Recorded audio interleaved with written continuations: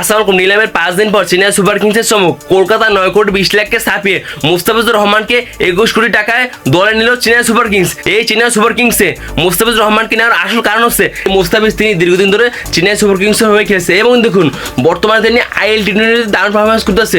মুস্তাফিজুর রহমানকে নিলামে 9 কোটি 20 লাখ টাকা কিনেছিল কলকাতা নাইট রাইডার্স এবং দেখুন কলকাতা নাইট রাইডার্সকে পিছনে ফেলে সেই মুস্তাফিজুর রহমানকে নিলামের 5 দিন পর 21 কোটি টাকা কিনলো চেন্নাই সুপার কিংস। দেখুন বর্তমানে মুস্তাফিজুর রহমান দারুণ পারফরমেন্সে এই মুস্তাফিজুর রহমান তার কাটার সামনে কেউ দাঁড়াতে পারে না। এই দেখুন মুস্তাফিজুর রহমানকে নিলামে নিতে এসেছিল 4টি দল, Chennai super kings, Punjab kings, Kolkata knight riders এবং দিল্লি ক্যাপিটালস। এই মুস্তাফিজুর রহমানকে অনেকবার বিট করার পর শেষ পর্যন্ত নিলামে নিয়েছিল কলকাতা নাইট রাইডার্স। এবার সেই কলকাতা নাইট রাইডার্সকে পিছনে ফেলে নিলামের 5 দিন পর মুস্তাফিজুর রহমানকে নিয়ে এসেছিল চেন্নাই সুপার কিংস। মুস্তাফিজুর রহমান তার কাটার সামনে কেউ দাঁড়াতে পারে না। এই মুস্তাফিজুর রহমান তিনি দীর্ঘদিন ধরে বাংলাদেশকে সার্ভিস দিচ্ছে।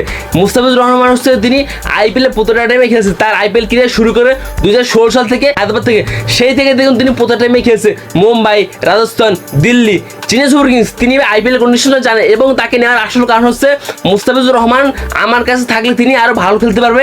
আমারটা বলছে এমএস ধোনি, আর এমএস ধোনি ভাই ক্লিয়ার করে বলছে মুস্তাফিজকে আমি নিলামে নিতে পারতাম, আমাদের কাছে সে সময় টাকা কম ছিল।